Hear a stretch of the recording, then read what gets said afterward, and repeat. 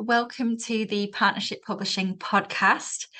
Today, I am with our debut author, Dave Montana, of Born to Live, Forever in Black, also known as David Orriss. Welcome, David. Yes, good afternoon, or good evening. Good evening, good afternoon. No, you're welcome. Thank you. Thank you for being with us today. It has been a long time coming. And we are very, very excited to announce the release of your debut title, Born to Live.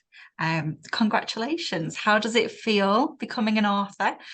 Yeah, I must say, speaking to a lot of colleagues and people I know, I think it's astounded them, because it's not every person that does that sort of thing. Yeah, and it is a first for me, but I've enjoyed doing it. Yeah, no, that's great. Really good to hear. Obviously, we had a by chance moment of meeting. I remember about this time last year, actually, wasn't it? Yes, and in Scunthorpe. it was. It was in Scunthorpe after a talk at the Baths Hall, and you definitely had some stories to share. And obviously, us as publishers, we're very passionate about giving people a voice and sharing ultimately untold stories. And I think this had always been in your back pocket. You've lived, hence the title, Born to Live. During the pandemic, really, I think many times I've told stories to the family, and they've said, "Well, you should write these things down." And at the pandemic, I started to do that. I think the chance meeting with yourself, I didn't know what your position was in life, but I think it was a real good reason to meet up and discuss. Yeah. And I got a chapter out to you, and you accepted the challenge, so to speak. Absolutely. I think yes, yes, there was an element of that challenge there, but to give viewers and readers an insight, Born to Live, Forever in Black is we actually say, I'll read the blurb. I wouldn't say this is an autobiography as such. True, it is about me, but it's just as much about my family and the characters I've met during my lifetime, which is a little hint there. How does one man fit 100 different careers into one life with style? And so maybe just expand a little bit about what readers or viewers or listeners can expect with your book.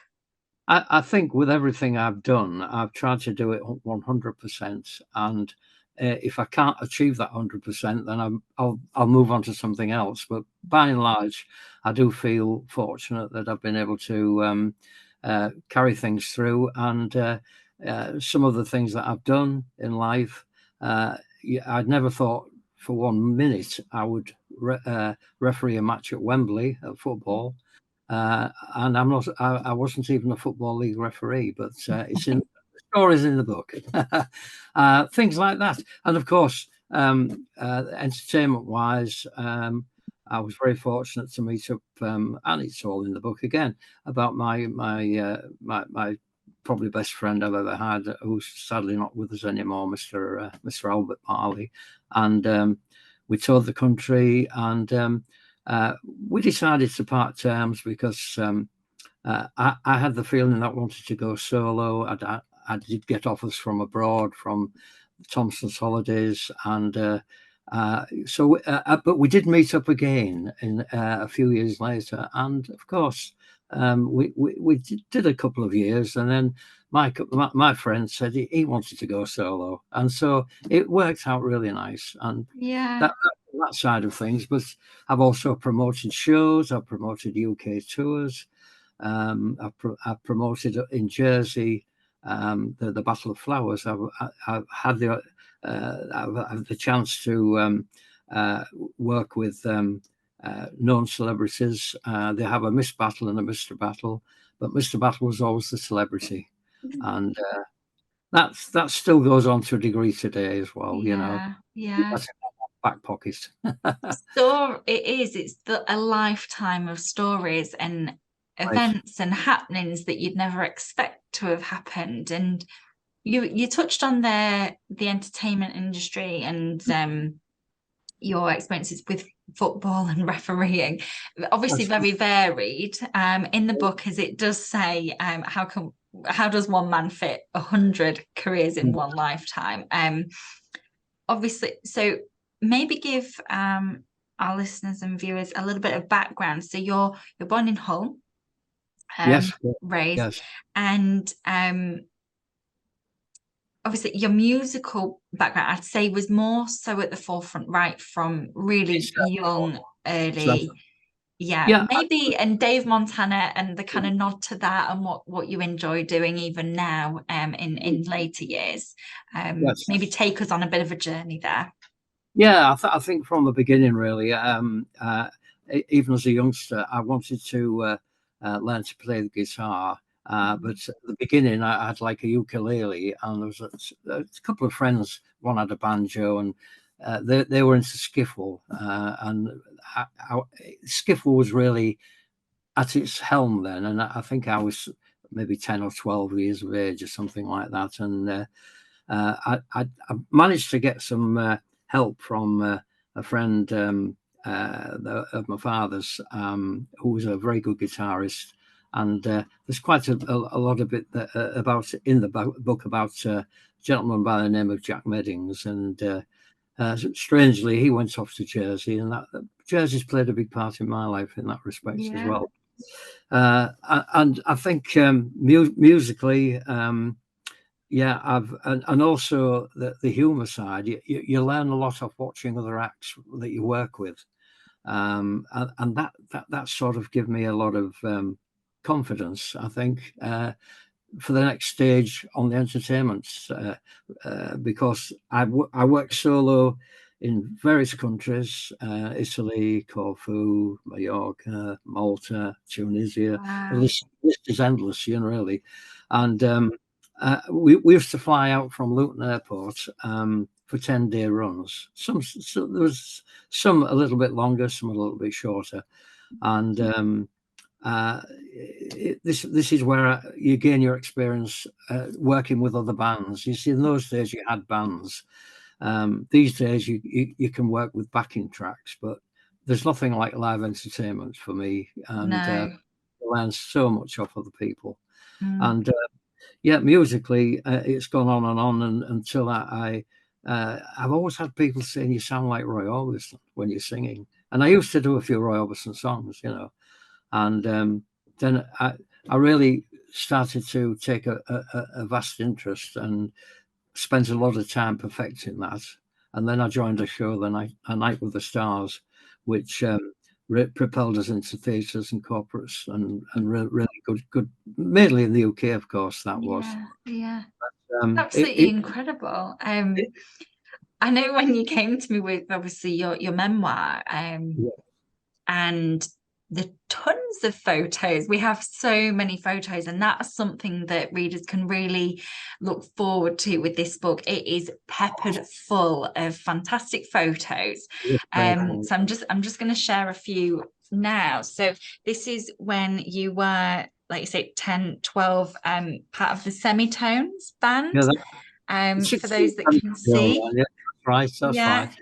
we're Going in back to 1963 and the band is getting started. There's another photo just that's here. right, that's right. Yeah, That's 65. Is it 65 then? A couple of believe years on. so. Yeah, We semitones. actually made a record where we went down to London to make the record. I don't think that's even in the book, but Mm. stories to tell there, of course, which Extended stories. And this is the thing, I think, with yourself, the opportunities as now author, yes, public speaking events, yeah, engagements, personal yeah, appearances, music opportunities with yeah, yeah, an evening with, that's what we're really excited about for you to really share your stories. Because I mean, we then cut to the entertainment industry and you've done extra work. We've got photos in the back of this book to do with when you've had a placement on Hollyoaks, like an extra placement Mm, on, right. really mainstream TV, and the stories there are just absolutely brilliant. I've got Absolutely. another photo here of you as the Montana Of course. brothers. With Uh, Albert, my lifelong friend, who sadly is not with us now, and yeah, certainly miss Albert very much so. yeah, It we've was a got, good, for those that remember Brookside, this is what I love yeah, about your book. I flick through the pages and I just start smiling. I'm like, oh, that story is so funny. Oh, that's hilarious. It really does. You go on the highs, the lows. It is a lifetime of adventures. This is you on the set of Brookside. that's Um, Brooks. I was the chief forensic, and that was the body under the patio. A lot of people will remember that as well. And then yeah. the siege at home farm, the Emmerdale photograph there, and that Mm. was a storyline. I think we had 3 full nights on that one. We're all shattered by the end of that. and Nice. and the other one was the last ever shot on Band of Gold, where I had my throat slit allegedly, Yeah. and and because of that, yeah, one or two funny escapades, which you can read about in the book. Absolutely. I like that.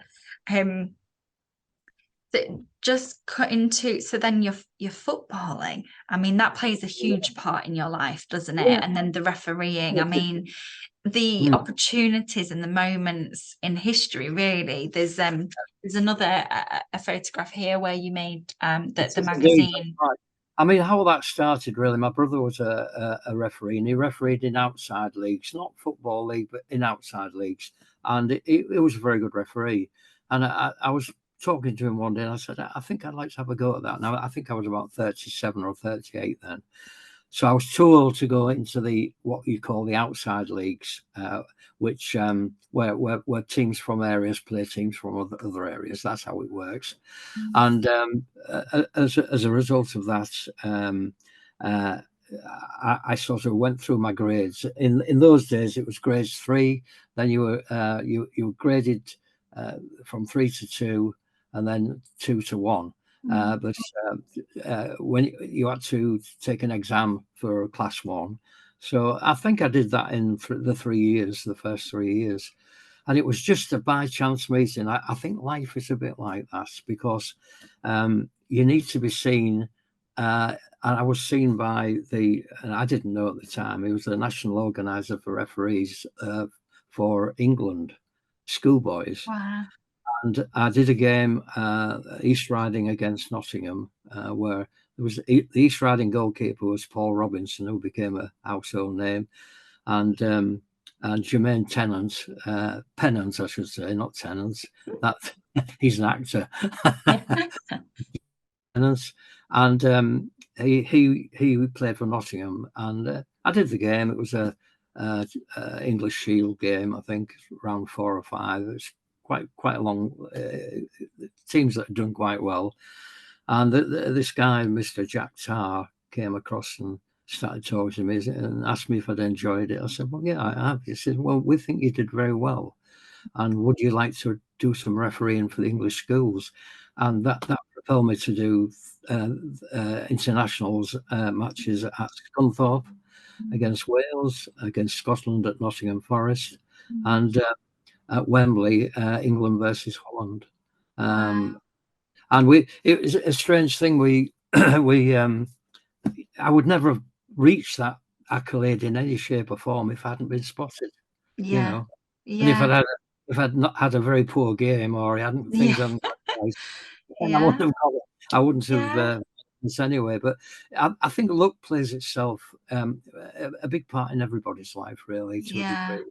You need a Yeah. bit of luck to, Right place, right time, yeah, open for the opportunities and seeing the miracles. And I that, think yeah, you do in the memoir, your life story, you give the reader such an insight into your varied life, the humor, but it is really raw, it's really honest, it's really open. And um I think that's what's so brilliant, we can really connect with you. We feel that you're there talking to us and kind of sharing these stories. Yeah. And Well, it's just been an absolute pleasure to be able to work with you on the book and bring it to life, bring the stories to life. Like I say, it is genuinely peppered full of photographs, memories. mm, Um, it's jam-packed full. You certainly are born to live, and your message is loud and clear. I think if anyone was listening to you today, Dave, and they were encouraged to contact you, mm. what would you say is the best way that people can contact you for your Dave Montana, your shows, or if they wanted to reach out in any form, how would be the best way to contact you? Obviously, they can contact you through us, your publishers. Yeah. How would they contact you? I think through yourselves would be a very good Yeah. way, especially in line of the book. If Mm. it was to do with performances, where I don't do so many these days, mainly because uh, getting around, I'm okay at getting around, but I'm into other things now, Yeah, that's and it. and Yeah, there don't blame you. could be a new book on the horizon as well. There You know. could, yeah, there's So always a story. I mean, like you say, you live in many lives all in that's one. right. But But you so can get me please do. on the social media, you know, Yeah, Facebook. Um, uh, I am available on by telephone and that, but I don't know whether we give those sort of things out, do we? Maybe not. we'll say people can contact you via us. That's no problem Yourself, at yeah, all. yes, And I think generally for any personal appearances, events, please do, because it really is such a nostalgic, fun conversation to have, especially with Dave. And anyone that's interested in finding out more, please do get in touch. I think with me being an entertainer, it would give me a lot of pleasure to arrange probably a few dates to meet Yeah, people that are like-minded and do a little show, do a little yeah, talk, yeah, have a bit of fun, and yeah, you know, so I'm looking forward to doing a little tour of the provinces, as they yeah. always say. Absolutely. Certainly in Lincolnshire and Yorkshire, anyway. I thought. Yeah, yeah. No, it's honestly a thoroughly enjoyable read, and I would encourage anyone that's listening or watching this conversation, please do feel inclined to buy your copy. It is available and it is out now. It's in Waterstones, Amazon, all good retailers. So please do. And if you was wanting to inspire anyone that was maybe writing their life story, because I mean this has taken years to write, Yeah. but if you could encourage anyone, what kind of parting knowledge or advice would you give someone aspiring to write their life story, even if it was just for friends and family? Well, for me, I try to do it in an honest way. There are good things. There are things that didn't quite work out, Mm, which I've felt the need to uh, be as truthful as I can yeah, in what I've said. You know, mm, but by all means, just do it. yeah, Just yeah, do it. yeah, My experience has been wonderful. You know, and yeah, there'd be probably best to contact you. I think. You know. yeah. Oh, well, thank you. Thank you for that. No, honestly, it's an absolute pleasure to be sat here speaking with you today and to finally have your book in our hands. And yeah, enjoy it. Enjoy becoming an author. Thank And you. we look forward to reconnecting again, hopefully very, very soon. Thank you very much. It's been a Thank pleasure. you. Thank you. Bye for now. Bye bye. Thank you.